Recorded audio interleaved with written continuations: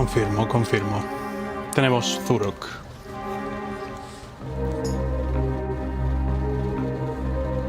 A ver, creo que ahora mismo no te puedo escuchar por estar en otro canal.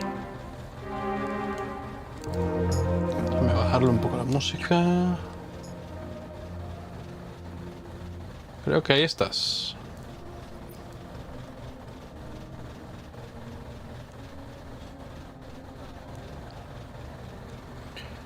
Perfecto. Bueno, vamos a ver quién va llegando, si van llegando.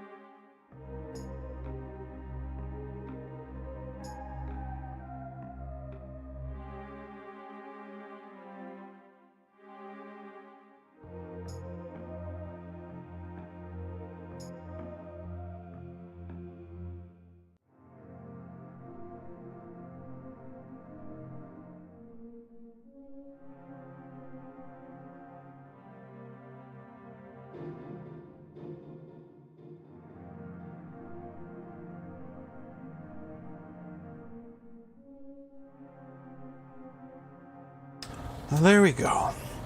Alright, gentlemen, since you two are the ones that have showed up when you said you would, we shall be playing with you today. So, let me just exit studio mode.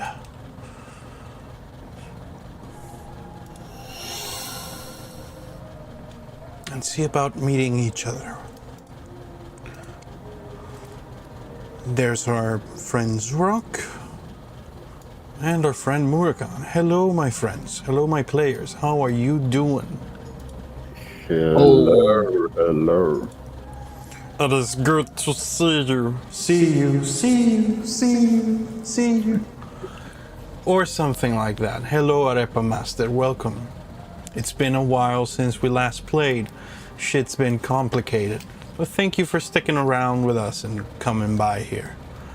I believe today we're just going to have our two present players, Murakan and Zurok, and we will be adjusting as time goes on. Now, does anybody need a reminder as to what happened last session? Do you want to know where we are? Well, I remember that Amadeus and I convinced the bird guy to come and join us, and we were actually flying back to the city. Oh yes. So, in very short, what happened is you took a ride, let's call it that, a flying saucer across, not the entire world, but a very important part. How do I put this? The last time you did that trip, it took you about a month. You got there in the space of about 20 minutes. I believe you even broke the sound barrier. Oh. Probably. Sorry, I've just heard the sound of something falling in a way that was... Nope. No, little dog. You stay the fuck inside. I'm not gonna be fighting you all night. He's gotta learn. So, yes, you got on a flying saucer, you got hit with a lute, a magical instrument that can cast lightning bolts, and it propelled you across the countryside at great speed. Once there, you found a gigantic fucking eagle, a type of monster commonly known as a roc. That's ROC for those of us who hadn't heard of the word before. It turned out that the gigantic beast was more than just a big bird. It was an intelligent one. He was the clan patriarch of the Hawks family, one of the royal, or rather ruling houses of the city of Tenki. The reason you went to visit him is, well, you needed a sponsor for the party. For tonight is a very special night in the Empire. It is the night of the full moon. For those who have not been following us from the start, the world of ORO has a particularity, which is that every 30 days, the full moon rises and carries with it a mist that comes in, rolling in from the ocean, and brings to this world the recently dead of other parts of the universe. However, in this particular part of the world, there is something else that happens whenever the full moon is in the sky. A ritual known as the sharing. So we join our heroes in the sky, back towards the city of Tenki. Now let me just change the musical accompaniment as we get there. Let me welcome our viewers who have arrived as well. Tommy Kurui, thank you very much for being here. Let's see here. So what you were hearing there is a little bit of From Software.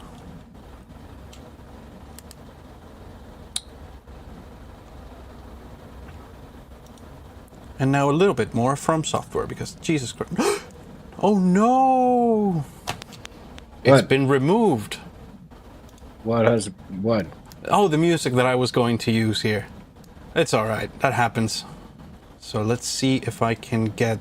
I'll probably be able to get that same music just somewhere else.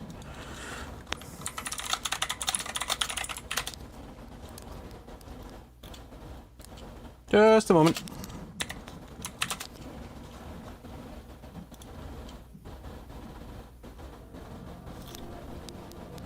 Nope, not that one.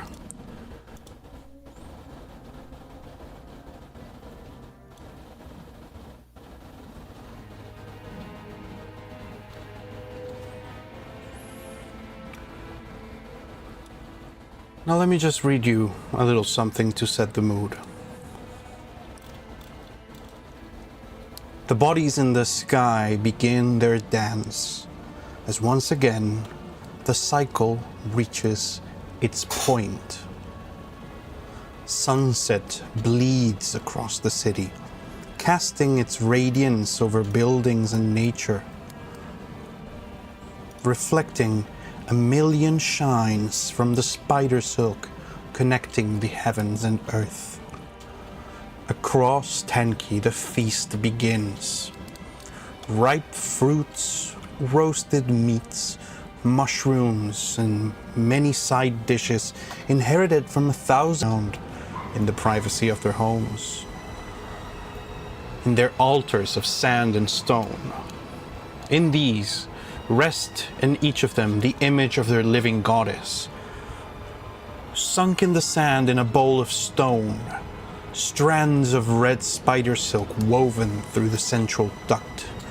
So even in her diminished form, the Empress has her red hair again.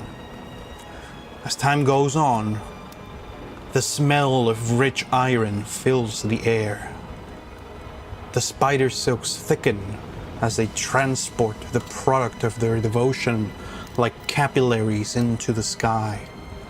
The blood of the city being pulled up as if by the weight of the moon. It would take a finer eye than that of a man, that of a hawk, for instance. Oh, have we lost somebody? Oh, we do have a new friend come back. We will introduce him as soon as we can.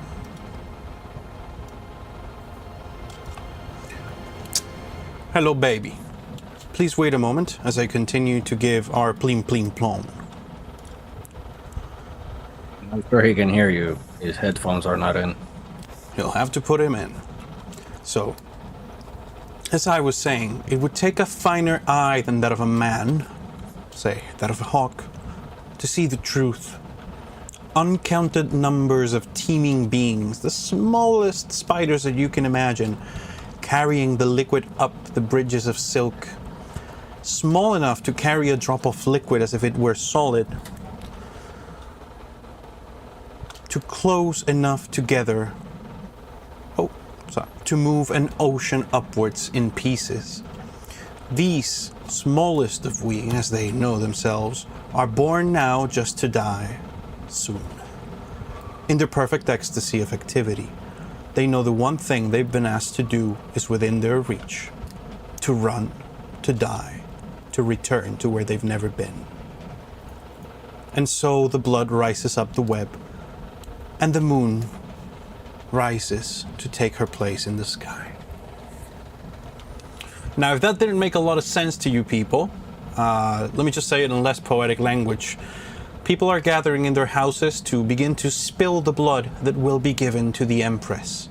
And if you remember, in the past few sessions I've described these strings of red silk hanging all over the city.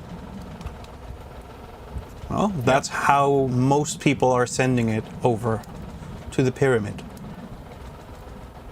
So, we join our party in the air. First of all, I don't have a way to make this intelligible, but you are flying so fast, all you can really hear is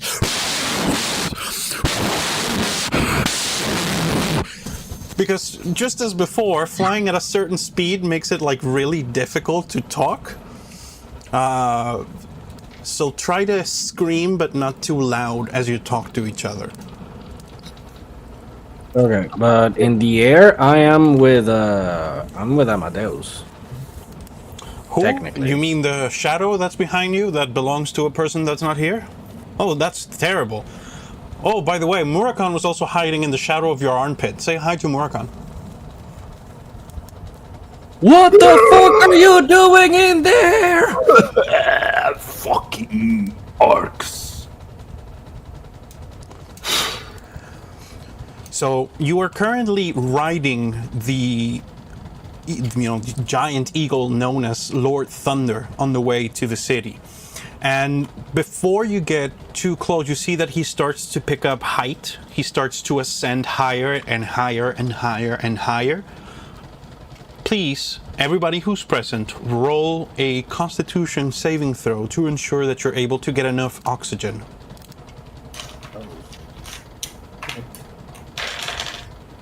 Difficulty? Let's call it a 12 for now. I don't know. 19 total. 13 plus 6. That'll do it. You are able to do your breathing exercises. Throw your head back, help the speed get the air into your lungs. A little bit like using a CPAP machine, but just more extreme. Do I count the score or the modifier? I got a 10. Okay, so with a 10, you are going to suffer from 1 point of exhaustion for now. Here's the thing. This technically still counts as the short rest, so I really wasn't expecting you to fail a level. I wasn't expecting you to fail that one, but hey, that's life. I wasn't expecting to roll for rest, but okay. So as you reach higher and higher in the sky, the air gets very rarefied, but you do notice that your host, or your ride, or your superior, hard to say exactly, slows down a little and enters what we'd call a holding pattern. He's flying large, lazy circles, which eventually allow you to get your neck out of the position and look down and see the world. And you do realize that, one, you're presumably somewhere above the city of Tanki, high enough that nobody down there could really tell how big your ride is. So this is Lord Thunder's idea of a stealth approach. Oh. So I lean forward. Oh, good God. I don't want to do that again. No offense. So, what do we do now? Do we just drop in? That would cause quite the ruckus, wouldn't it? It is at this point that you hear the giant eagle's voice in your head and realize that you're able to talk to each other telepathically, essentially. It's a sharing type spell. And more importantly, you are able to, you see double. Like you become confused for a moment as you try to process two different sensory inputs and realize that when you close your eyes, you're left with a single view, that of the rock.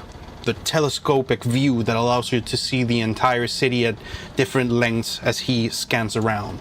And it is from this vantage point that he takes a look at the state pyramid where the ritual is conducted and begins to tell you. Well, from my memory, the majority of the townsfolk will have their own little ceremonies at home. They will send their blood to our Empress to be refined and collected through the strands of silk that have been laid before. His telescope of an eye is going across the city and showing you these things that I described before. But the ceremony usually has stages. The first thing that will happen is the high and mighty will introduce themselves. Then executions will take place. After that, the sharing itself will happen, and finally rebirths are to be conducted. Do you see the fire priests? He brings down his eye, and it's I don't think your characters, being from a medieval world, would have the wherewithal to know what a zoom function is, but you know that this guy is zooming from 10x to 2x to 100x, and you actually are able to see a guy wearing red robes and what looks like a wooden bird mask as well. He is standing on this platform. It is sunset, not quite full night. Just a moment.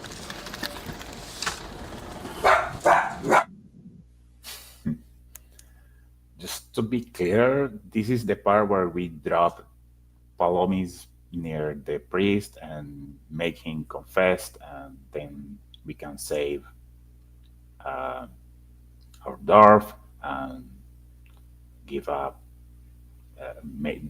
the throne, their There we go. The little beast of war will remain in his cage until the end of this. Yeah. I love my little dog, but he can be a pain in the ass sometimes. I know. So, where was I? Oh, yes. So, among the crowd of people that is currently making their way up to this more elevated pyramid platform, the Eagle's eye sets upon a figure wearing what looks to be wooden armor under red robes. And behind him, there is an enormous blood-red spider with millions of strands of silk exploding from its back, almost as if it was like a dandelion head, except the red silk is just poofing all over the city. And you see that this... So yeah. I look at it and say, that's grimy. Now, where is Huckwind? I told him to hide with Lance. I would assume my great-grandson is currently being treated as a prisoner or is in hiding. Sorry? We need him. Well, the easiest way to get him there would be to show up early enough to demand his assistance. Even if he is prisoner or criminal, he has a right to stand with his family. Now, I would like you to find one more guy.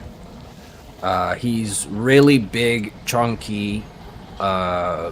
He looks like a reborn that got fucked up in the face. Goddamn, what was his name? Oh, surely you mean the Protector. And, you know, his eye swings over, and you notice old Tutul in a window on the flying pyramid talking to Sully. Apparently pushing him in the chest over and over and over and over and over, almost as if he was poking him. Well, at least he found Sully. That's something. All right. Well, roll an insight check.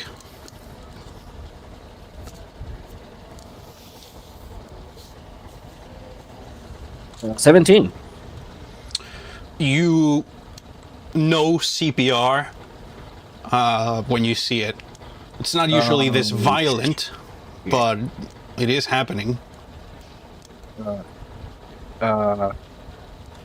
We gotta move now.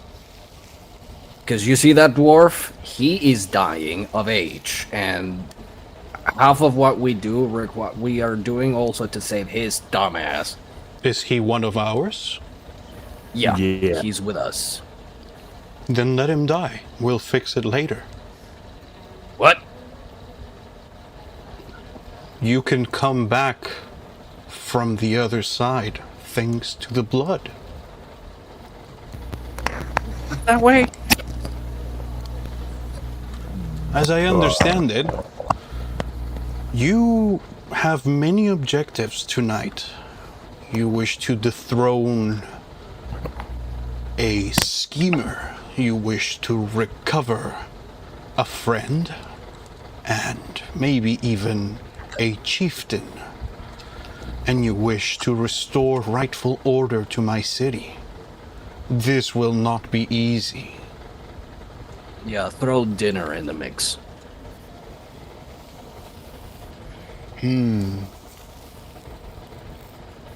But yeah, you got the gist of it. Well, my suggestion would be to fall on them when we can make a splash. Or call. You're the one flying. So he says, share your senses with mine, but for a bit longer. And then, he enters a holding pattern over the city. The sun finishes going down. You guys see, what I described before, all of the blood coming up the spider silk strings all the way up to the base of the pyramid and then into the big old spider's butt. It is there being collected. Yeah, we just lost Zorok. He should return to us. There we go. I just cut off. I'm back. We got you now. So,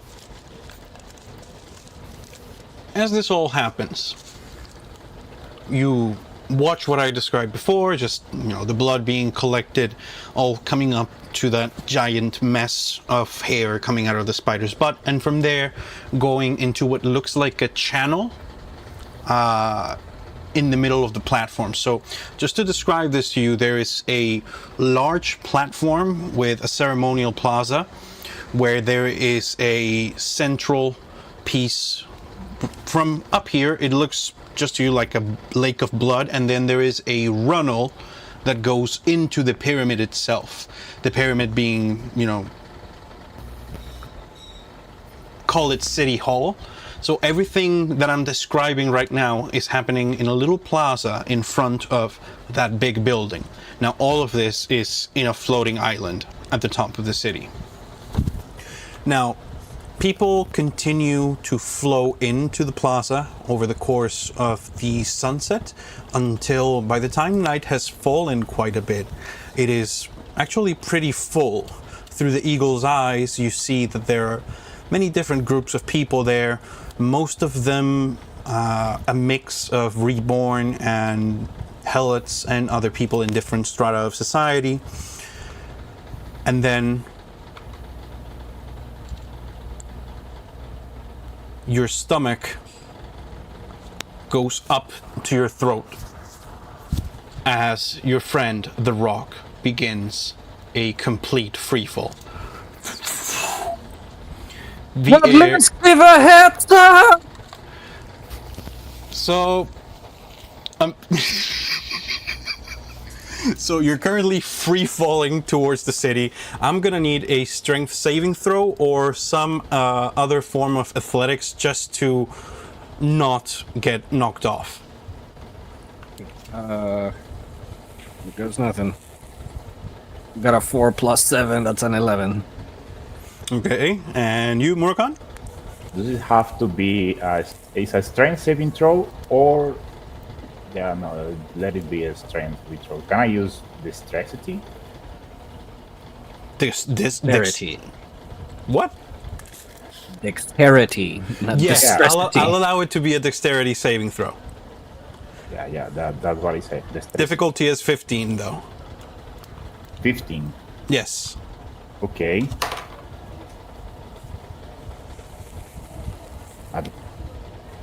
Wow. Is that a 1? Oh, fuck. Okay. Your microphone is breaking up. Can't hear you. Guys, I'm trying to use the... Is better? Yes. A little bit, yeah. So I'm just gonna roll some damage here.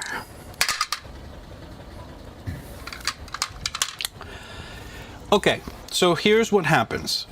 You are riding a giant eagle, night falls, and then said eagle begins to fall towards the flying platform faster than you could actually fall on your own if you were just free falling, because there are limits to your falling speed.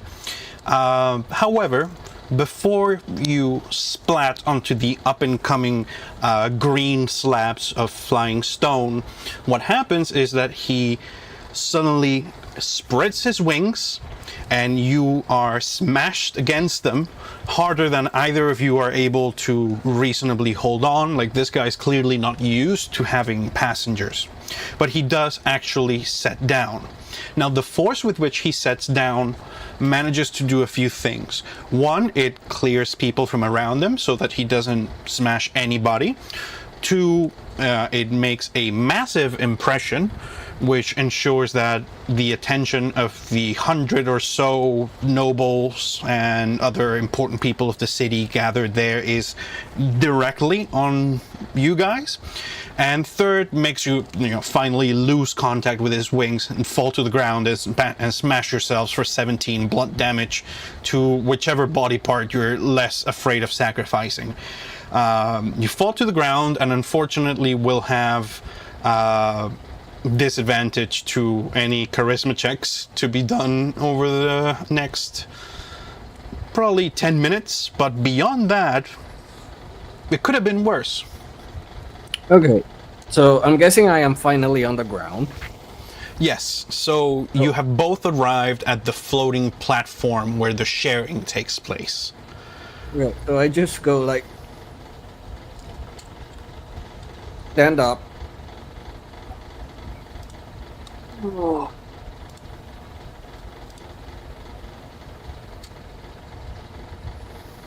Apologies for interrupting the celebrations, but we have some important missives. Where's the pigeon? The pigeon. Mm-hmm. The fucking fat pigeon. So, hang on, just words, please.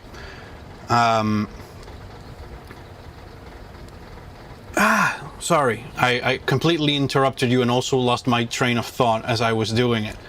I just wanted to describe a couple of things. One, there's a lot of people gawking at you. And also, a legionnaire walks up to the group and goes, "Gentlemen, I will assume you are with the Hawks." With him. Are you pointing towards Murakhan or towards the Big Eagle? To the Big Eagle. So, the Eagle, the person known as Lord Thunder, takes his human form in the same way as before. A shadow comes out of nowhere, and where once there was a bird about 30 foot in wingspan, there is now just a tall guy with a very pointy nose. He goes, "Yes, I will represent the Hawks clan, and these are our protected friends from the White Orchid clans as well." And now a rumor forms as he says those words. After all, you guys have your bracelets. Were made a couple of sessions ago that literally declare what party you belong to. And so he says, "Please allow us to meet with the others. Is the ceremony about to start?" And, the Legionnaire says, "There's still a little bit of time before the executions begin. Is there somebody you wish to see?" The Fire Priest, please. Lord Red Crow should be available to chat.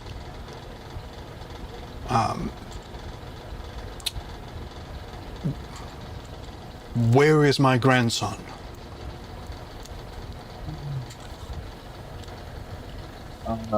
I look at the Legionnaire and say, "Hey, what's your name?" Marius. My name is Marius. What a brave dad you had. Yeah. It's a common name. Never mind. Do you know Lance? Lance X. Corporal Lansix, first class. Yes? Can you talk to him? He should know where Hawkwind is. Should. All right. Corporal Lansix isn't stationed for this, but please give me a charisma roll with disadvantage. Difficulty 12. I don't have any charisma. So.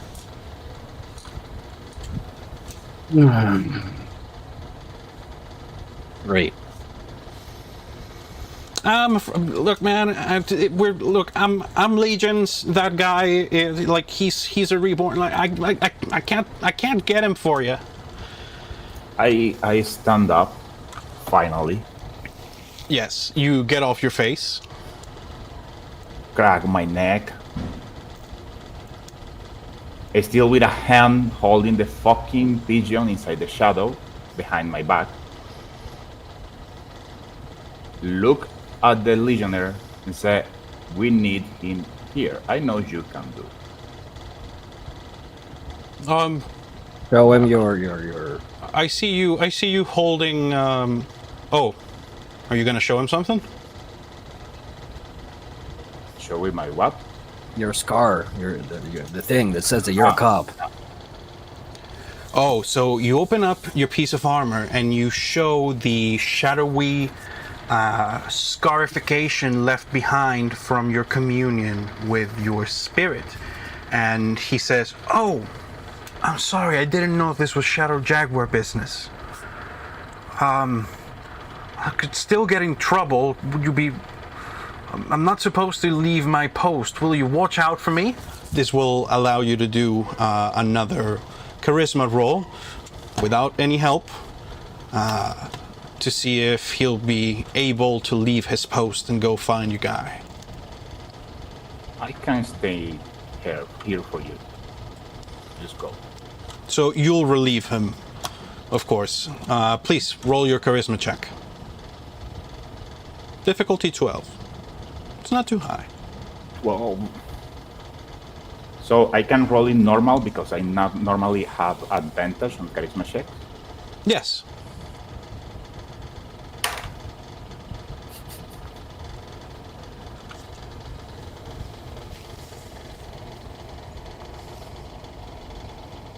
Jesus. Look, man, it's not that I don't want to trust you, but you literally arrived at the party by face planting. Quite frankly, I don't think I can... Are you really a cop?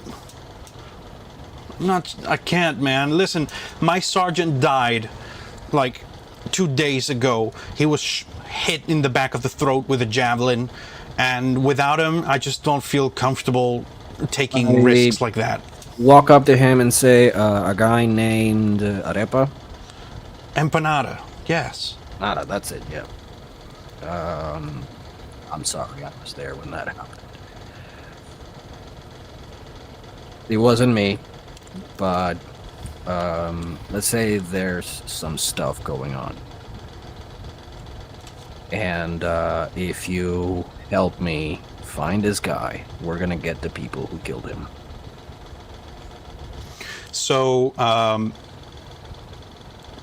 Lord Thunder puts his hand on your shoulder and he says, "Jesus fucking Christ, I literally haven't been in society in over 1,000 years, and you guys are making this so bad. Let me lay it down for you, okay? While we are here, we are nobles. Technically, you are under my protection. You don't have to ask, you demand. Now, am I to understand that my grandson has been taken prisoner?" He was. We released him, and I told him to go hide with a guy who is of trust. Okay, so here's how you do it. Legionnaire, I demand the presence of Sergeant Lanciax. For tonight's execution, he has a prisoner which belongs to my family. He has the right to be here and spill his blood with us. And I'm just gonna make a roll here because this character is acting like an NPC in the situation, and even he could fail this one. And that is a 14.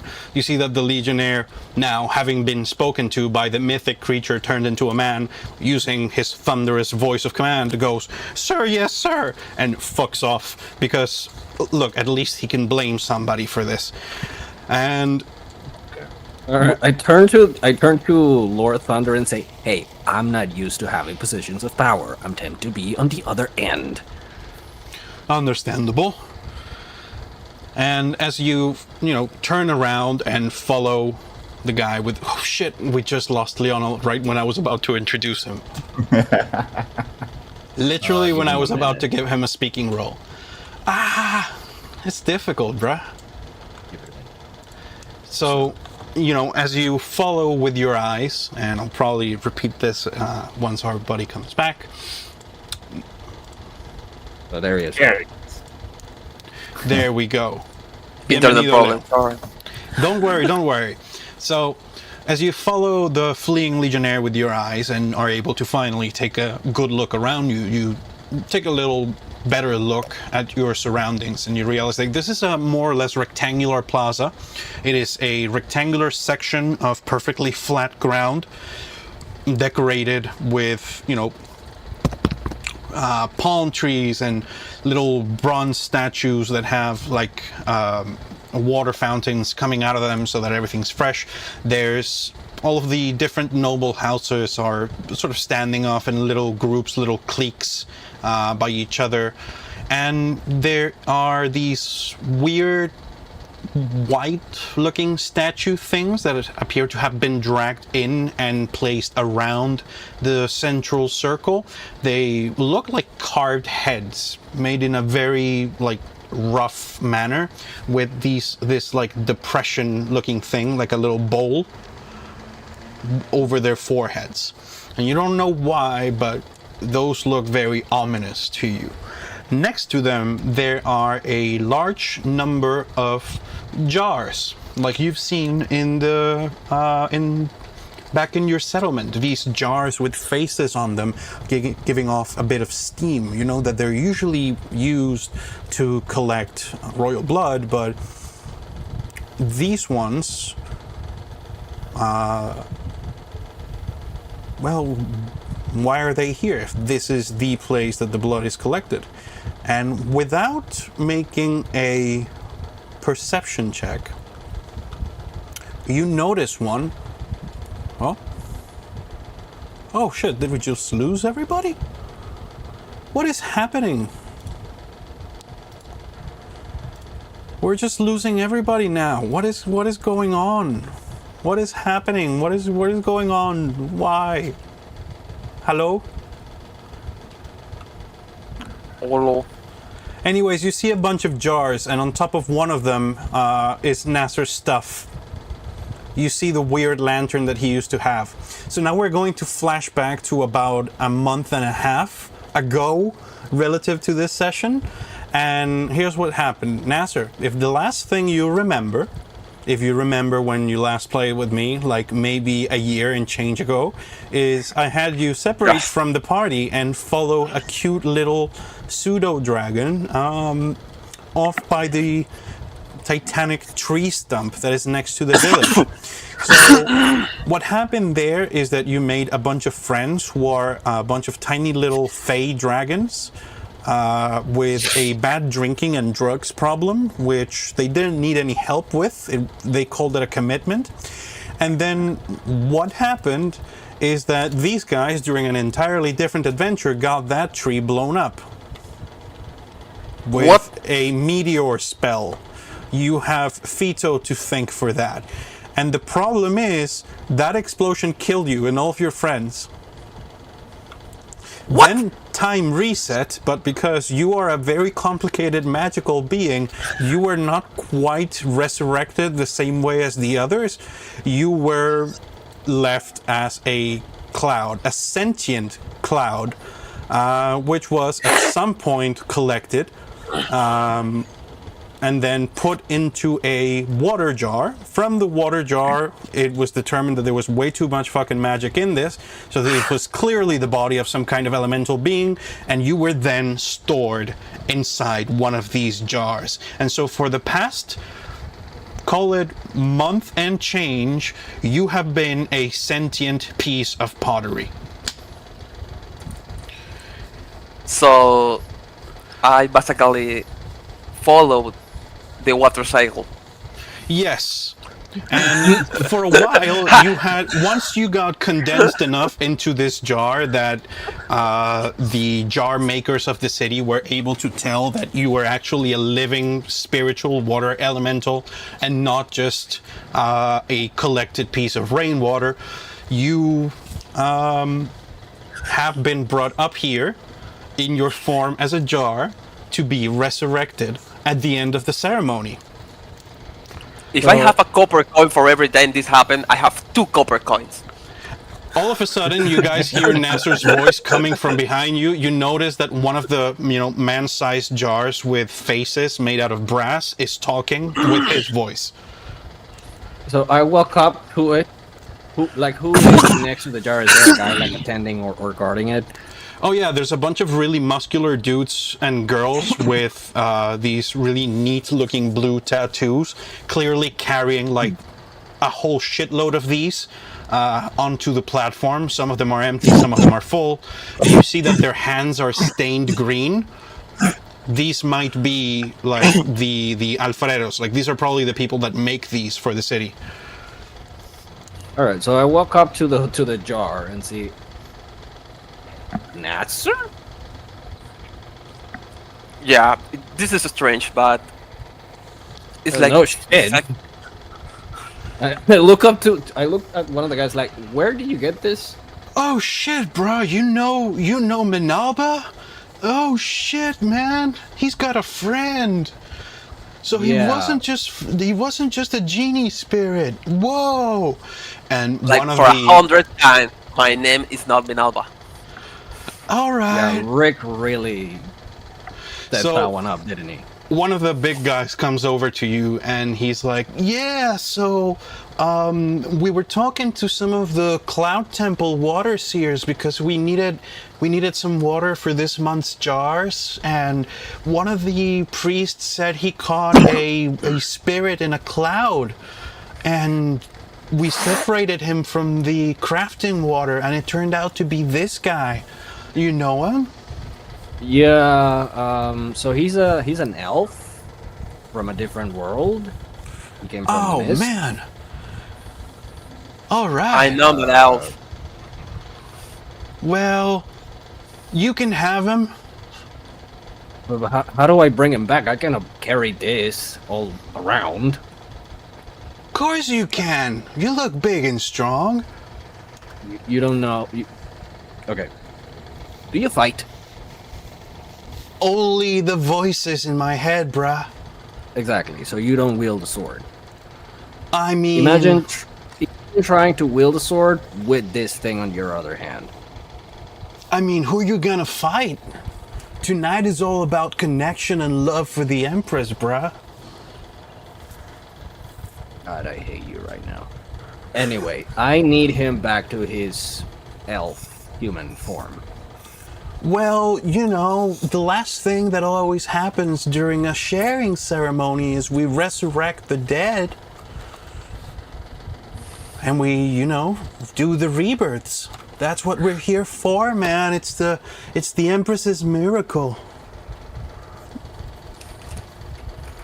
So I just have to wait then. I cannot just break him open. Well, if you have money, you can probably get a regular, cleric to resurrect him, I guess.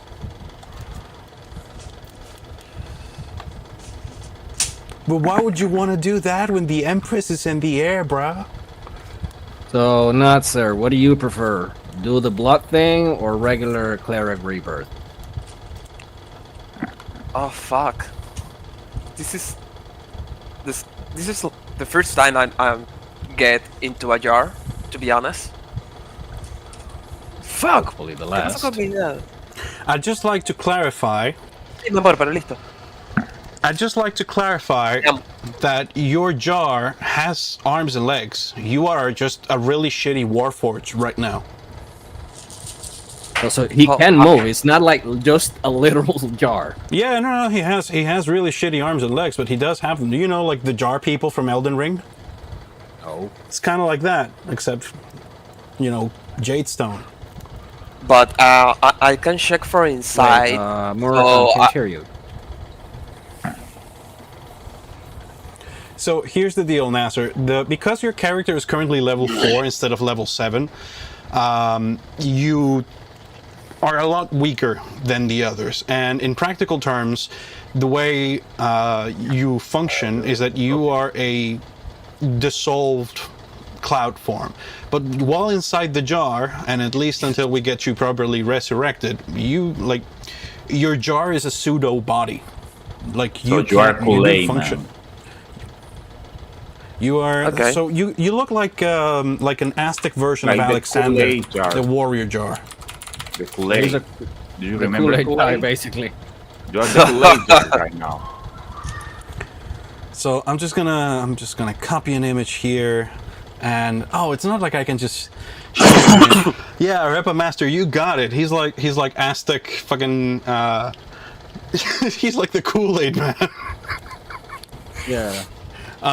It does mean that even if you die, you can be remade quite easily, but you don't have access to your regular body the way you did before. Is the Kool-Aid man the jar or the liquid? Bro, that is a serious question. Well, You are spending too much time with this fucking hippie that is keeping this jar from us. hey Well, he's man, not he keeping could the jar from us. he could go this whole time. So, Yeah, please, Jean, remember his essence. I'm going to skin him alive when this shit ends. All right. He'll have a lot of skin. He'll be fun. We can make a Anyway. lot of cloaks. Yeah. So, with You that, can dress the jar with his skin. Okay. So I take my lamp and say, "Oh yeah!" oh yeah. Now you guys are the weirdest fucking group in the entire party, and like there is an entire family of people with like bird heads. Which now that you realize your host has gone over to them and is having a chat with them. There's also a bunch of, for lack of a better term, fat people. There's a lot of, they remind you of someone. They're not fat Otter. and strong like Otter, like not that body plan. You actually don't think they're reborn at all. more like Corpalomus? At the thought of it, you realize that those are a bunch of pigeon elves. So they're one of the So- big houses.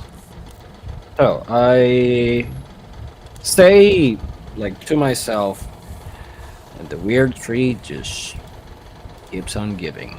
And I just walk up to one of them and say, excuse me, can I ask you something? Oh. Go on. Yeah, sure. Yeah, what do you need? What? You okay? Yeah, man. Are you okay? Yeah, but you seem nervous. Yeah. Okay. Do you, by any chance, know a name? A guy named Corpalomus? Huh? Yeah, Uncle Jimmy. Yeah. Yeah, Jimmy. I know him. Yeah. And as he talks, it's like 3 or other 4 like him also like echo his words. Just like, yeah, Uncle Jimmy, yeah, we know him, yeah. Jimmy, that's his name. Yeah. So it's Jimmy Corpalomus. Yeah. Oh, interesting. I didn't know that. What do you know about him? What was he up to? Well, he was very clever, but he was an asshole. I can verify that. Yeah. Yeah, not the kind of guy you wanna leave your eggs with. But hey, hey, you know, what are you gonna do? Hey, hey. And it takes a moment for like the group of them to finish saying, hey, yeah. What are you gonna do? Hey, yeah. Like it ripples across the crowd. Anyway, Okay. why? No, just checking. Saw him a while ago. May see him today again. Don't worry.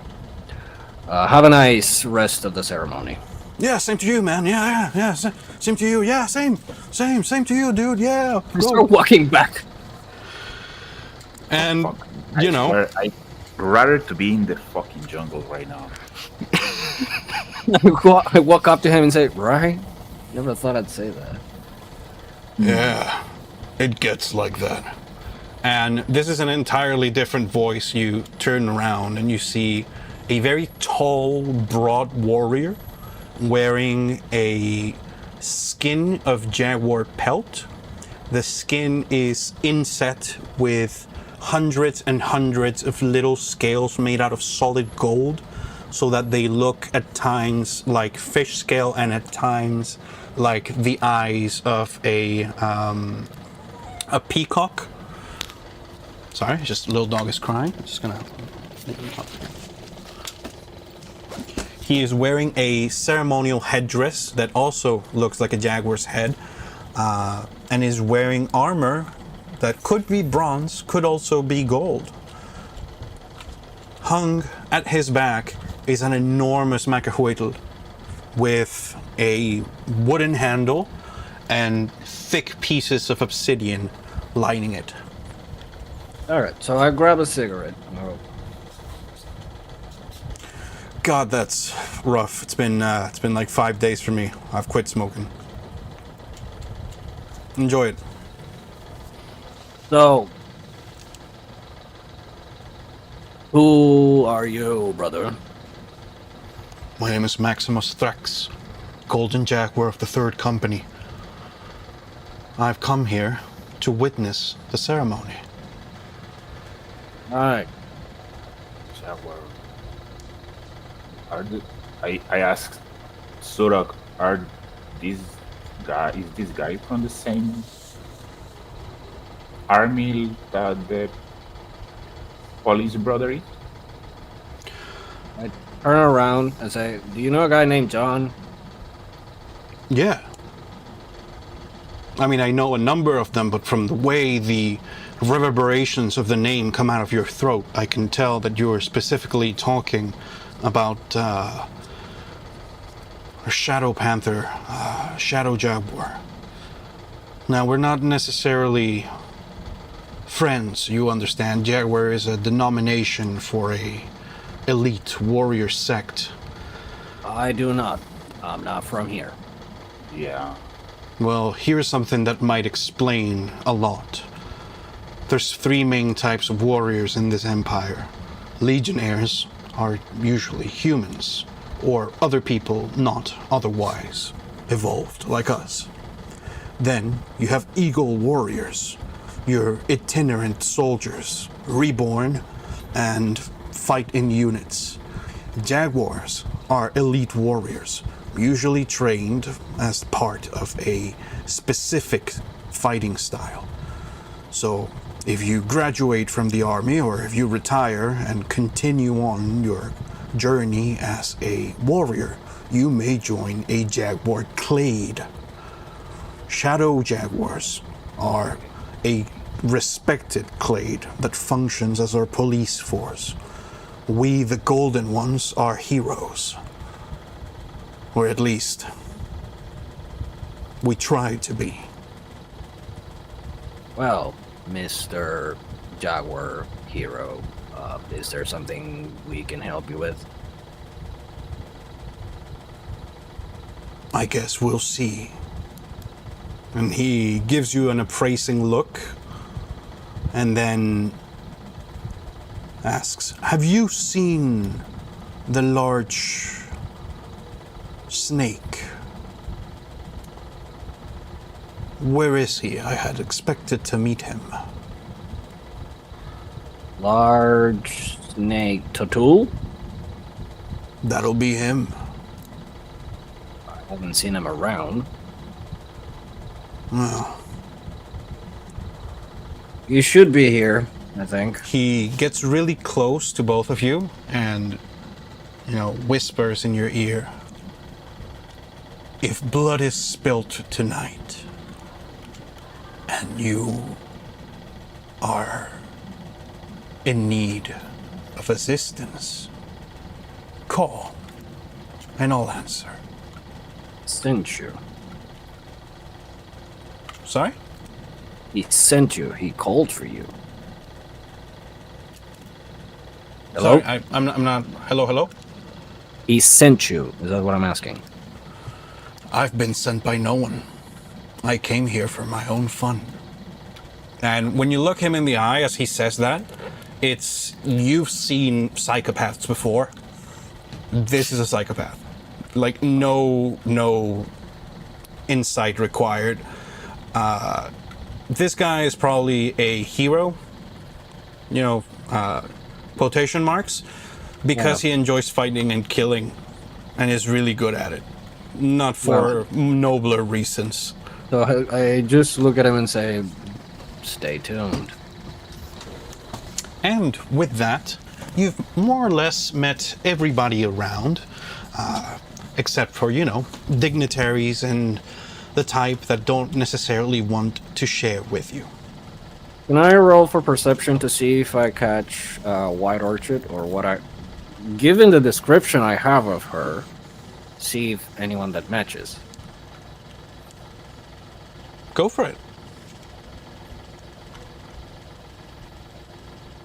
And when you're shaking the dice on camera, you may want to do it at eye level.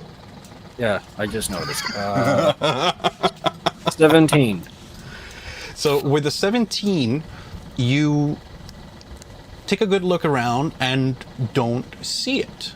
You don't see her. You don't see anybody quite like her. And you'd think it'd be easy to find a person with white, like shining platinum white hair among this group of people. There are many like accentuated designs and clothing styles being worn, but it'd be easy to find Sephiroth in a mall. You know what I'm saying?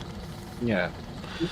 However, there is something that you notice that's a little bit strange. Like, in between all of these groups, there's usually like a larger host group, and then there are like smaller clans, smaller houses. Like, people are distributed in like host and guests. So for example, at the moment, you are being hosted by the Hawk clan. And one thing you notice is that among the peoples in both types of groups, they're like actual prisoners allowed to mingle with their family at this point in time. Even so, what's happening here is, I won't make you do an investigation check because you just rolled this one. It's weird that although you've been declared to be of White Orchid's clan, and she's presumably here, you've not been led to her. Like, you've not been grouped up with your person. Okay, she's still captive then. Alright, so I find some food, because there must be food in this shit. Oh yeah, there are large tables full of food. There's empanadas, there's hallacas, there's a bunch of fruit from places that you've never seen before. There's A lot of healthy food. There's ice cream, like there's actual ice cream. There's even a jar being used to hold, like there's a jar being used to hold and make ice cream quickly. Alright. So I start, stuffing my face as delicately for this kind of event as I possibly can, as being prison-born. And I start to throw an eye, a bit of an indiscreet eye towards the fire priest group. So,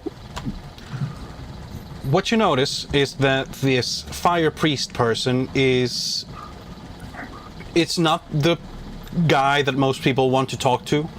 Like, he's actually mostly content to sit or stand next to his gigantic red spider and sort of help her as she's retracting some of her silk strands and depositing a lot of the blood that has been taken up the silk strings and into this central platform, or rather this central hole that then feeds the pyramid itself.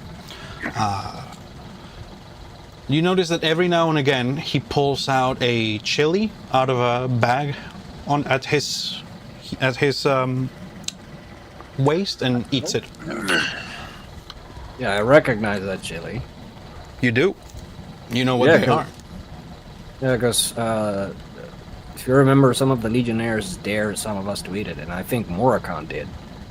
Yes, so those are the famous, the famous truth chilies, where when you eat them, if you begin to get, your mouth begins to fill up with fire, and until you say something that's true, the heat won't go away. So it can be you have to tell the truth, or else you start spitting flames, essentially. Or if you're tough enough, you can maybe get away with some funky business. And on the hello, Mikey Chan, welcome. Your character is currently having a heart attack. Yeah, sorry, it took a little bit too long to get there. But don't worry about it. We'll deal with that. There's already been a strange return to life earlier in the day. Well, we won't get. Is there some chocolate in that table? Oh yeah, there's a bunch of it. Like there's actual bars of chocolate. There are chocolate drinks, like the chocolate beer that they served at the 3Ps. I'm just trying to figure it out how to eat some ice cream through the glass jar. Oh, hang on. You're not made out of glass. You're made out of stone, but you do have a lid, so you're able to just grab a cup of it and just throw it in. And it's like, describe to me the sensation of being a glass of water and having a vanilla milkshake blended into you. Like, what the fuck? Anyways. I'm so cold that there is now some drops of water, on the rock glass. Oh yeah, It's you're like you sweating, were cold breathing, before, but now you're creating mist around you as you enjoy yourself and ice cream. Like your entire body has become a tongue. Shut up. Well, I look at him and say, "Does this count as sweating for you?" Not. I don't know. I don't know what it is this for me. It could be a cold sweat. I start chewing chocolate and give some chocolate to Jean as well. So as you enjoy the festivities for a moment, your eye is drawn, perhaps purposefully, towards a pair of enormous engraved doors at the far end of the plaza, where the actual pyramid rises. And from those gates, which open up with a sound, because apparently nobody uses oil in Fantasy-astic land, out of those gates comes out a couple of figures. At first it is very difficult to make them out, partly because this is a large esplanade. It's about 100 or 200 meters away. But as it resolves, you see it. The first is quite simply the most attractive woman that you have seen in your life, to the point that it's weird. Like,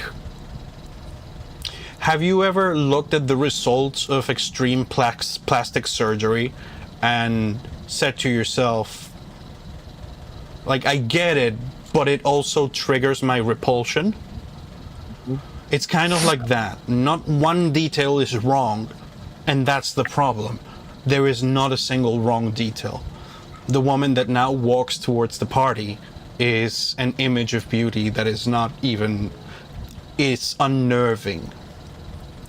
And behind her is a plant. It is an enormous flower. It has a fairly thick lower section from which a number of tentacles move it around. Then there is a very thin stem that is pretty long. It's about 2 meters tall. And then there is an enormous closed flower bud on top. The flower bud is the color of cream. As she reaches the party, a low hum, a low hush comes over everybody. And all of a sudden, the party stops being a party. And things get deadly serious. She raises her voice and I look at Moracon. I look at Moracon and nod like it's time. Yeah. I silently start working near the fire priest. I'm not going to be beside him, but I'm going to be close enough. You Since want I to am- be near. Yeah. It's understandable. So the woman raises her voice and says,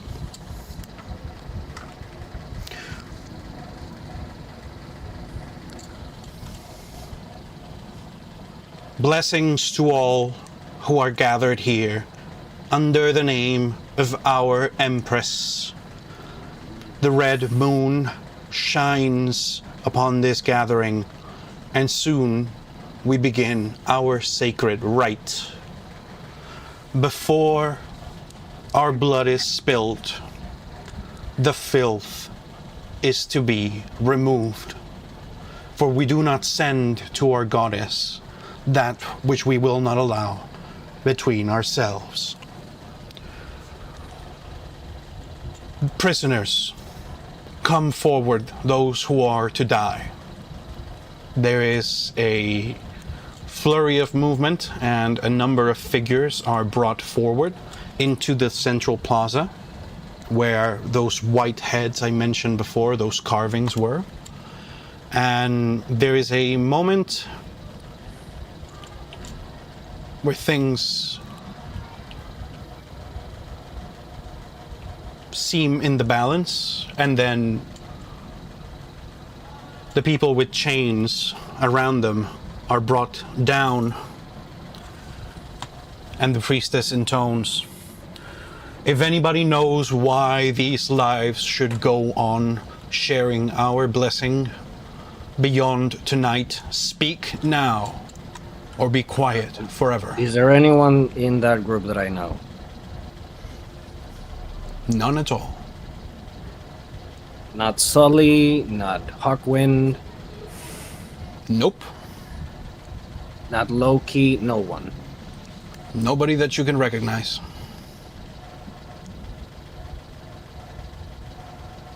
Not even rolling perception. Go for it.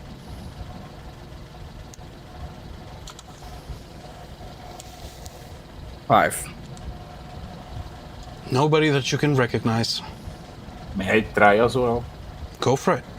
with the help of Jean, to see if someone's essence is mixed with someone that I know?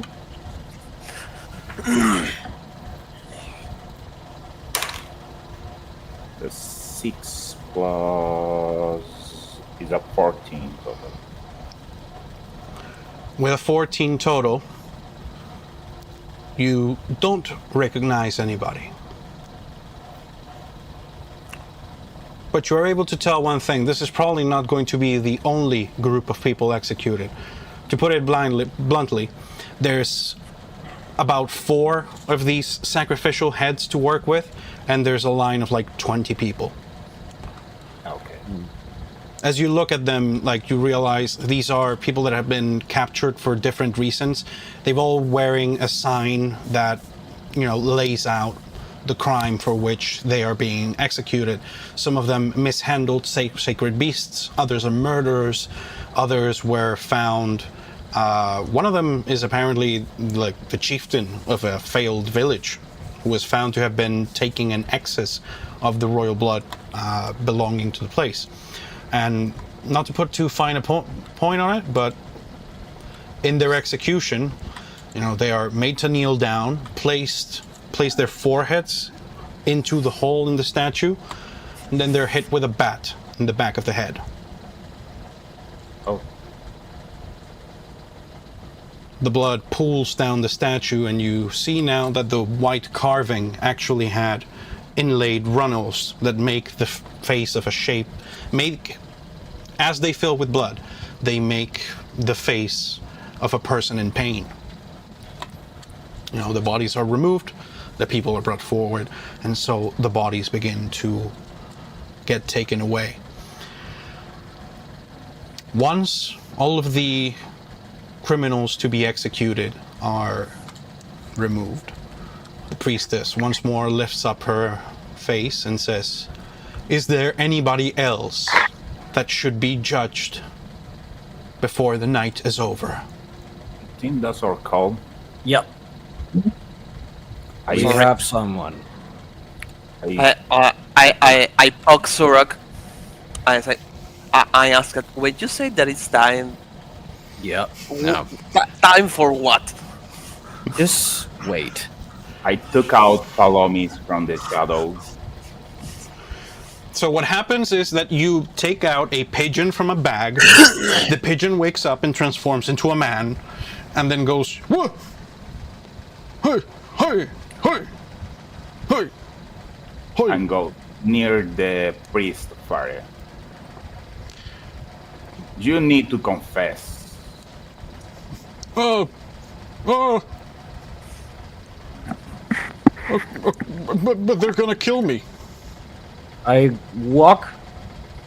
start walking, looking at the fire priest, and I kneel on one knee next to Corpalomus and say, "You know this time was coming. Tell them what you did and who made you do it." So do you say that out loud? Yeah. Okay, I'm just gonna make a...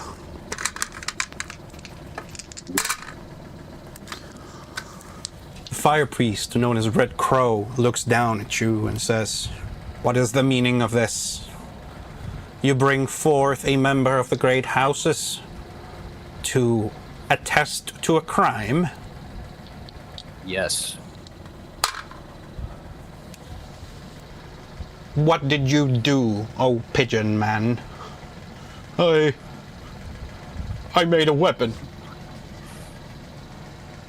I made a weapon to kill the reborn. A hush goes across the crowd. Tell him why. Oh, well,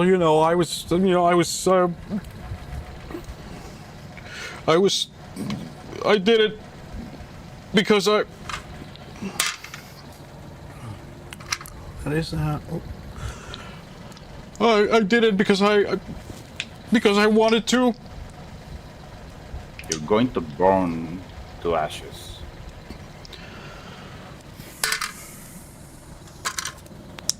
He lets out a tongue of flame. I did it because I was paid. By whom? Tell the fucking truth. Excuse me, but what is going on here? The lady priestess shows up here and says, "What is going on? Why are you conducting an interrogation of a member of our noble houses?" Because your entire empire is at risk. Empire? I am but a humble administrator. I know. I stand. What he has done puts everyone in this empire at risk. I stand inside the range of the.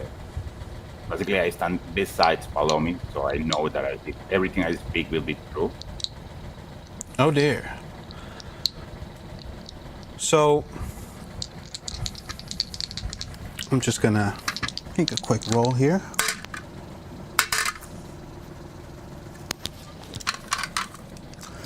Just so you know, my heartbeat right now is going insane. I'm nervous.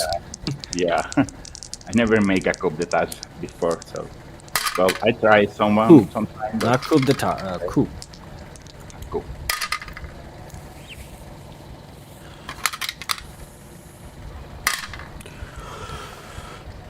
So, what happens in this moment is going to be a little complicated to resolve because somebody else is making rash choices. So the first thing that happens is that Corpalomus is hit with a shatter spell for approximately 36 points of damage, which makes his body physically explode. So he is like dead. You are immediately showered in viscera and sharp bone shards, and like the entire crowd goes.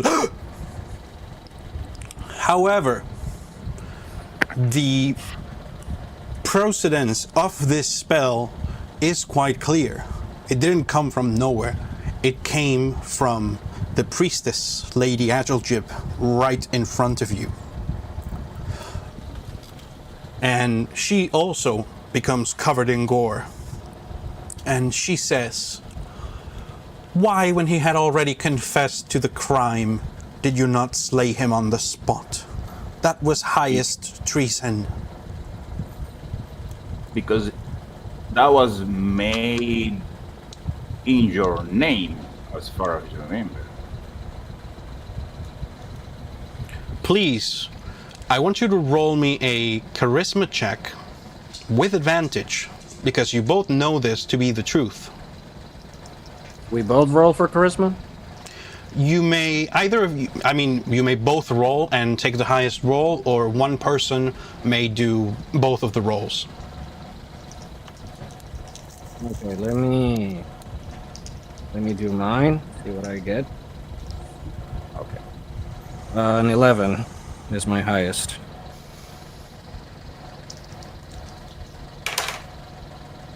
Okay, that's a 19 and an 18 on the dice. Okay. Oh, yeah. So, tally it up total, because this is now going to be an opposite test by Ageljib. Okay. That's 19 plus 4. Wait. Because it's... Yeah, it's plus 4. That's 23. 23, that's pretty high. Do I add my 11 to his? Nope, it's an opposed test in this case. So she has managed a total of 19, which fails, but not by more than 5. So here's what happens.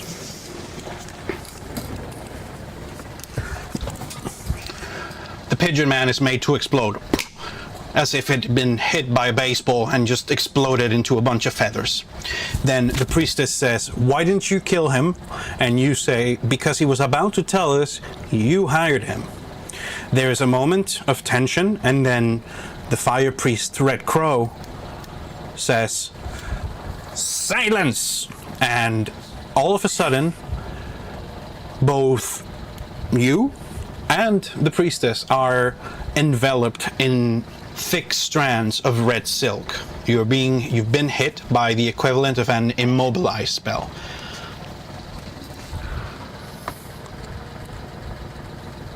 From what I hear, grave treason has been carried out, Lady Snake.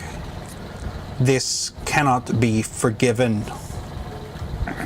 But tonight's ceremony must continue. Gentlemen, whose house do you belong to make these accusations? The House of White Orchid. House of... Takes a look at the enormous flower and goes, "Not a pod, a prison. I believe we shall meet your lady before the night is over. If I was you, I would watch out for that flower and keep it in one piece, if you catch my drift." Even if it cost me my life. My little beast of war is here demanding attention.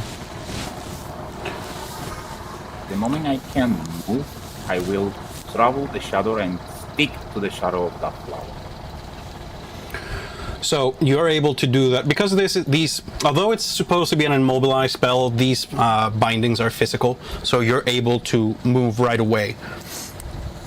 As Red Crow says to his familiar, Quailag, "Let them go, but keep a strand at their backs." And, you know... So I grab a chair from the nearest chair and I sit in front of him, like this. I like your attitude. You would have made a good seeker. Tell me, do you like spicy food? Trying to convince me to eat one of those. You're too late. Am I, though? And you see that, fucking, like, the spider has actually put a leg in front of you with one, like, she's not forcing it into your mouth, but this is clearly something that they do for fun. Like, they just put it next to you and they go, you ain't got the balls. You ain't got the balls. Do not. I know what that does. Very well, then. Well... That roll was with all my hair bumping like crazy. Now there's still the matter of succession. How... We have that covered.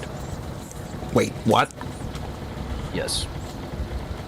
It is at that point in time that a group of legionnaires finishes walking across the bridge along with the last few of the jar bearers, and you notice a couple of things. In the group of legionnaires, there is also Sergeant Lance, who you've seen before. He's been attached to the group, and you see that with him is Hawkwind, who then, rapidly runs towards you guys and hugs his grandfather, and he's like, holy shit, you made it work. Also, is the coup over? Did you get her to, That was relatively simple. God, I love truth magic. By the way, what happened to the pigeon? You've got a little something on... Oh. Yeah. Well, I didn't like him, but... No, neither did I. I'm kind of glad he's dead, but... Anyhow, So, Mr. Red Crow, this is Hawkwind. Hawkwind, show him the thing.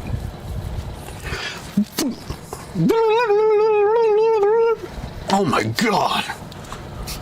Can you play Freebird on that? You bet your ass! And with that, people separate for a while because thankfully, at least for this part of the ceremony, it's less about the efficient and more about each person. So the different families get together in their groups. The legionnaires stand together. Those who have attended the ceremony are, put themselves in rows. And it is now that you notice that, there's not enough space along the main runnel in the ground for everybody to, bleed into it. But you realize that the tiling of the platform that you're on has runnels, so that this floor is divided into these squares, where if you know where to look, there is a place for you to put either your wrist or your forehead. It is now the part where people bleed. Yes, Murakami. Of course, I have to bleed as well. Oh yes, you're obligated. In this case, it's Red Crow who says it to you. He goes, yes. If you are in active duty, you may choose to only do so a token amount. I won't be looking into my brother's cup, you understand. But everything that is given is shared. It's his first time, so you might want to guide him. And how about you? You're a guest among us. I have not taken the blood, and I am actually waiting to talk to that fine lady trapped in a pod before I make a decision on that. Fair enough. Well, this is really not my job, but I guess I will officiate this part. Ye gathered. It is time to give, bend, and bleed. And so, as one, the faithful do their part. You notice that it's not as gruesome as you had imagined before. It's not like everybody pulls out a knife and all of a sudden, fucking slashes. You notice that most people, especially those that are human looking and presumably have low pain tolerance, have these bracelets in them. They do a little intricate thingy like this, and then there's this floral smell, and then they open it up and they're bleeding. But at no point did you see, racked faces of pain among the people. You also notice that some of them older, some of them already reborn, do this thing where they slice their forehead, they kneel down into the runnels in the ground and begin to give it like that. There's a group of people who wait until the others have already started before they do their own. And those who finish first wrap up their bandages. Those who use the bracelet just sort of rack it to the other side and it closes. And they walk around just sort of keeping track of how energetic everybody else feels. You see that one man who was kneeling down in order to give blood actually collapses, and he is quickly attended. Laid down in a recovery position. There's a soothing salve put on his forehead so that he won't actually bleed to death on the ground. And across all of the carving runnels in the ground, the liquid of life pools and collects, almost as if it had a life of its own. Like you realize that the curve to the ground must be very subtle, that you feel you're standing on flat ground, but it is actually all flowing in one direction. And by this point, you realize you don't even smell it anymore. But as the wind buffets around you, you realize that, God, it smells like it doesn't smell like an abattoir, like a charnel house, but it does smell of iron, rich, deep iron, life in the air. It feels as if the stars are shining brighter around you. Then I go, I kind of didn't miss that smell. So, Murakan, how many hit points are you going to give? I have a question first. The chocolate did heal me back? I'm afraid not. You took a real battering there. Well, I'm going to give 4 points. 4 points of HP. And how do you draw them into the ground? Is it like edgy, self-harmy type stuff, or do you say to someone, "Hey, give me that fucking bracelet there"? How do you do it? I just got my hand with my knees, with a nail. All right, fair enough. So, some of your lifeblood spills onto the ground and joins the rest of the gathered. And, you watch it flow into the central reservoir. And there... After that, I just go inside the shadow of the flower again. Excellent. So, once you're there, you suddenly hear a voice that you weren't able to hear in the physical space. Hey! It's good to meet you. I guess so. Who I'm talking to? Well, my name is Orchid, and I've been seeing you for a while. You've been fighting in my name. Yeah. Thank you. Yeah. I know it's been a lot, but soon I will be with you all. Will get me out of this goddamn plant, and I just can't wait. Yeah, don't worry, my lady. We will set you free. Oh, There's a lot of people in my house that call me my lady, but when you say it, it sounds weird. It's people from other worlds, man. Well, I guess we'll get used to it. And with that,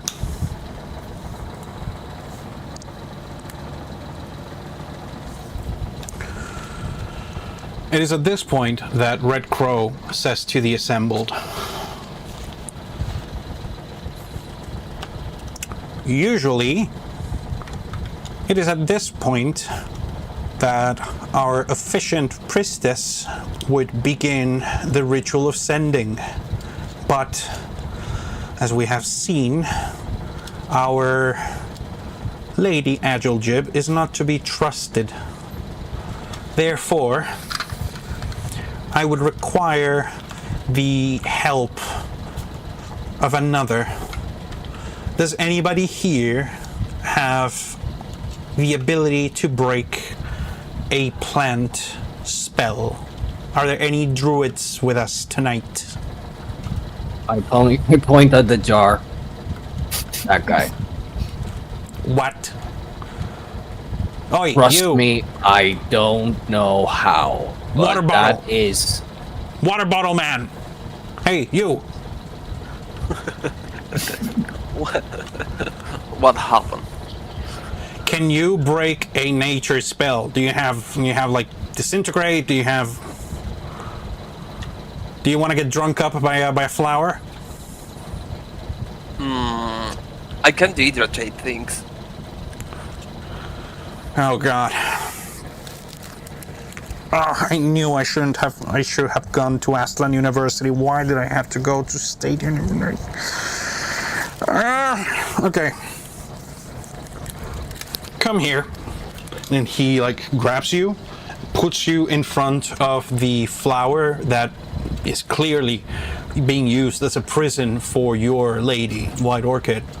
And he goes, now can you counterspell this shit without killing her? I could try. Let me check. So among your magical abilities, do you have counterspell? Do you have any kind of purifying magic type stuff? Or do you can purify food and drink. But wait, didn't you spend years purifying rivers underground? Yes, because it's water. Yes, but see, like, the problem is for him, that process was a lot more like having a pee in it every now and again. And having that do the magic. Look, water elementals are complicated and they work in mysterious ways, but very specifically this one works best by peeing on things. However, he doesn't have a dick to use anymore. So... Can't you just dissolve the flower inside your body now that you're like a slime? Now, sir, why don't you give me an Arcana check as you take a look at this bullshit and see if you can think up of a way to deal with it. Okay. I have a solid 2 for this Arcana check. 2 plus what, motherfucker? What's your 14 plus 2 are 16. Let me just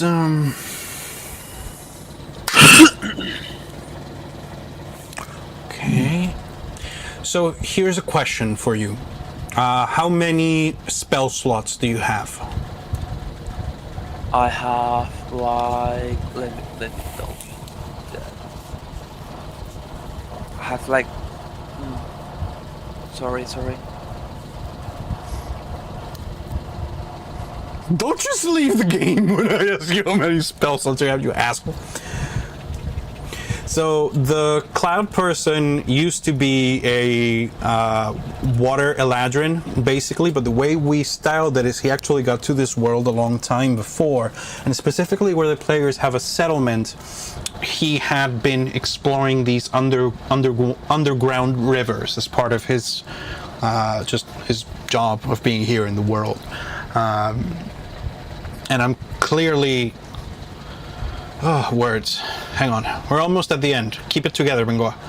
Just make it make sense. So basically, when he got to the world, there were these underground rivers that he had been purifying. It's part of the older lore. We're not going to get into it right now. How many spell slots do you have? 2. What level? Level 1? I have 4. Sorry, I have 4 level 1 and 2 level 2. Okay, so put it to you this way. As you use your magical senses, by which I mean you put different parts of the plant's base into your body and sort of taste it with your watery self, you realize that this thing it's a plant-based holding spell, but it's actually more of a summoning kind of thing, where there is another spirit that is being used to inhabit the plant and therefore keep your lady prisoner.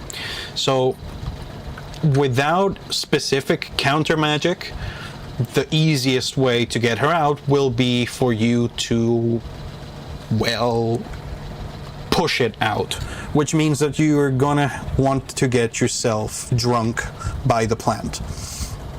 In order to do that, you're gonna have to give me an Arcana check of difficulty 18. And I'm going to let you do it. I'm gonna put it this way.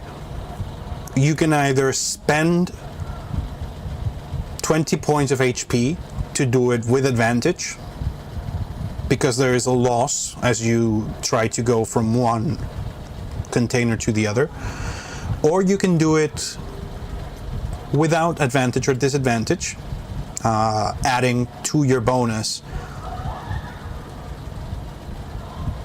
up to +8 if you spend all of your spell slots.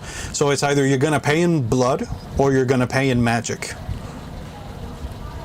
I'm going to play with water because I don't have blood. Hey, isn't blood the water of life? Isn't my piss the gold of wisdom? Isn't the game the thing you're fucking playing? Choose a role, motherfucker. No, it's not. So, what's up? You wanna pay in HP or you wanna pay in magic points? What do you got? With HP. Okay. You say 20, right? You need to hit an 8, so it's difficulty 18. You can roll with advantage. Okay, but you say I must pay 20 HP. Yes. Okay.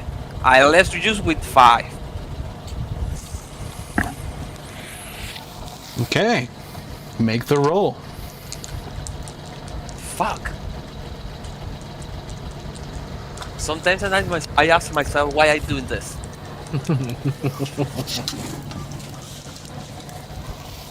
But, you know, I'm water. The water is life.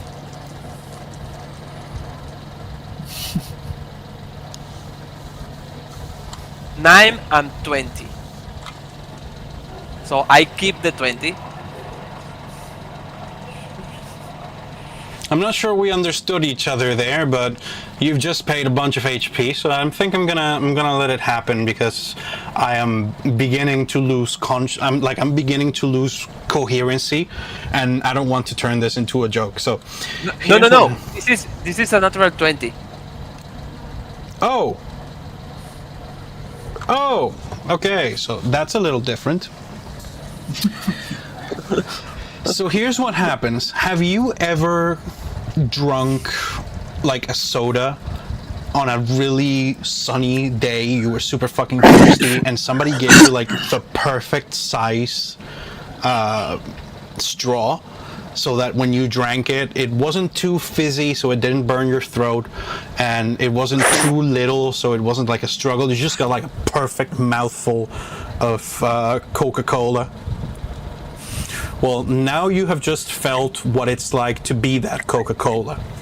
You've shot up from a cold and hard container into one that is welcoming and biological and, well, here's the thing, like, your character is a virgin. That doesn't change But all of a sudden, you have the sensation of, like, have you ever seen those statues they make in India with like a bunch of arms? Yeah. Like, imagine you were cuddling someone with all of those arms. Not like gross, just like lovingly, just like, oh, you can hug the entire part of them. And then very gently, you let them go. That's how it feels like to you. To everybody else, what happens is a large volume of water is sucked at worrying speeds through the root system of this large flower stem. And as it turns out, it makes a sound, which is a little bit like trying to pull very gravelly milkshake through 100 straws. There is an unfolding as the enormous bud at the top opens into a chrysanthemum, one of those flowers with thousands and thousands of petals arranged in perfect geometric shape. Inside of it, cocooned, wearing white silk clothing that you can't exactly tell where the clothes end and her body begins because of her paleness, is a woman of transcendent beauty without being... It's not the same unnatural exaggeration that Lady Agiljib had. She opens her eyes and they are pure black, like those of a moth. And she has a look around as if she'd been sleeping for God knows how long and is now seeing the most wonderful thing ever. And just to be seen by these eyes feels like a small blessing, for you know somebody has looked at you in your totality and gone, huh, neat. I like you for existing. Actually, and then the moment is I have ruined. my regular face of what the fuck. And then the moment is ruined when you realize that a large number of the petals have taken on the appearance of Nasser's face. Yes, And I win my face. I win my face off. Like I just get 5 HP. She hops off the platform and goes, "That was very brave. If you ever touch me like that again, I will burn you to a crisp. It's great to meet you." I am standing like next to Morakan and I say, No, I'm I'm in starting- her shadow. okay. In from the flower to her shadow. So I'm looking at her and I go, you know, I'm starting to get worried about the amount of bodily harm we are willing to put ourselves into for the sake of this whole shebang. So I don't really touch you. You feel like I touch. But By the way, that never happened. what used to be a flower prison is now just your friend Nasser. Nasser, you are now a gigantic flower. Yeah, we're gonna turn that back to its original form somehow. I've seen worse. We can get it done. I tell her to come close. She goes, "No, bitch, you come." We're like, shh. Okay, fine. Yeah, what's up? By the way, it's a pleasure to meet you. Message. Message. You what? Yeah. Ali is dying, if not dead already. Oh, shit. Oh, that's not good. We can fix that too, though. We'll make sure to get him. Did you already get the bitch? And she sees that, the snake lady is in restraints, and she goes, "Good. Fuck you. Fuck you." Hang on. Like a little bit more. We've got some stuff to do, though. Come on over. And as she, straightens herself out,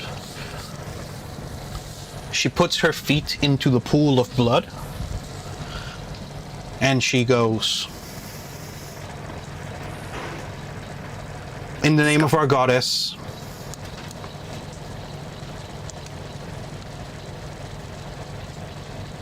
may these blessings carry us forevermore." And then the entire collected pool of blood bursts into flames like a alcohol fire, where they're not like solid as if they were coming out of like wood or charcoal. They're more like translucent. There is no smell of burning. You see that a river of fire now extends towards the pyramid.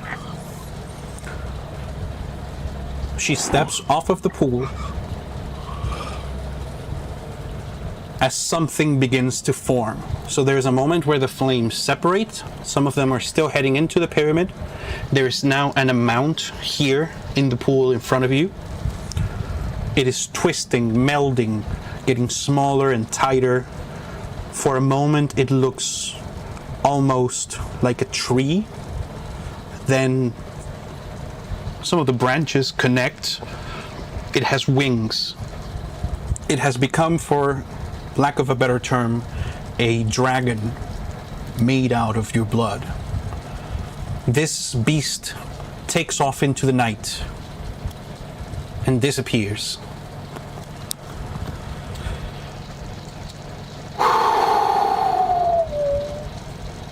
And heads off towards its owner.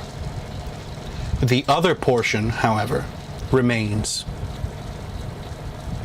Your lady turns to you and goes, "Now, shall we get what belongs to us?" And that's where we'll end our session. I know it was very talky. There was a lot that I had to get through. I hope you enjoyed it. I want to stay forever below her feet, her shadow. Holy shit. Yeah, man. That's Character, man.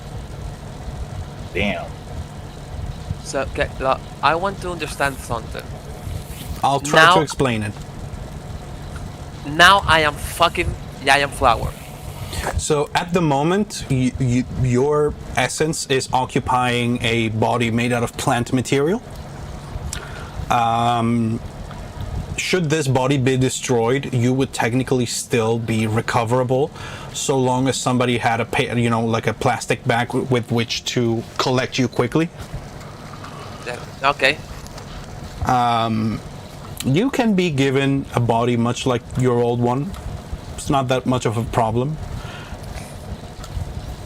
It's just, I had to make do. And by the way, you should complain to Fito for evaporating you with a meteor spell.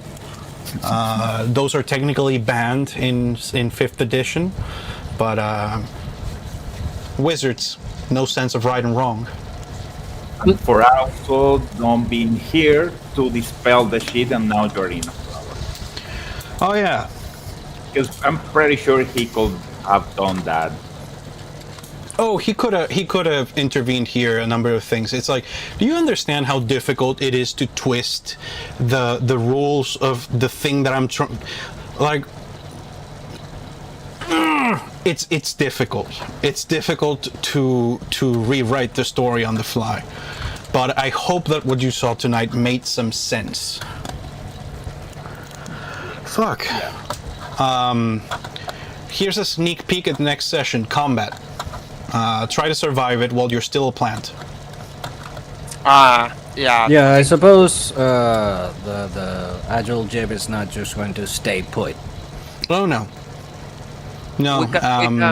We can meet on week for update my character. So What? we Works? can have a meet during the week, so we can update my character. Oh no, it's quite easy. Just take your character sheet and where it says elf, say flower. I mean the level, fucker. I mean, technically you're now like level 2 because you got dissolved a whole bunch. Alright, that's fine. I'm just being a dick. Nah, it'll be good. It'll be good. Don't worry about it. So, yeah, that was the girl. That was the girl I'd been telling you about for a long time. So just to be quite clear, she looks like whereas if Agile Jib looks like fantasy Jeff Bezos' girlfriend, this is like fantasy Marin from My Dress Up Darling, but albino. Okay, thank you. That makes sense? I With was black having eyes. trouble to keep that image in my mind, and now I have another image even better to put in cima over top. on top of this, and now I'm gonna have a hard time. Yeah. Speaking You said of black eyes, you mean like her entire eyes are black or just a few pupils? no, her entire eyes are black. Like, she is a dragon moth, so that is her heritage. Like for example, Hawkwind doesn't necessarily always have a hawk's head. Like, he can turn it off. This is different. She can't turn this off. The eyes are just black. Yeah, it's like me being an orc. Like, Yeah. Yeah, and she also sprouts quite a lot of...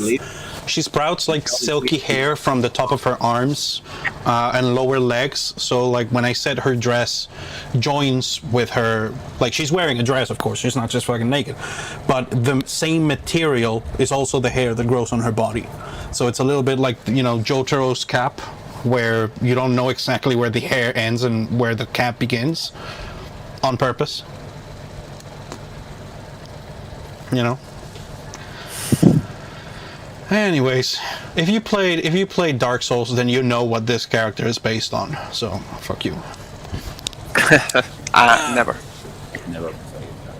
That's better for me. It's you see, a lot about being a good game master is just making sure your players never watch the same animes you do, so they think the shit you say is original.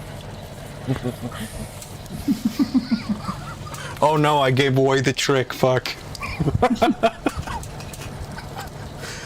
Oh shit, I'm very happy we played. I was getting really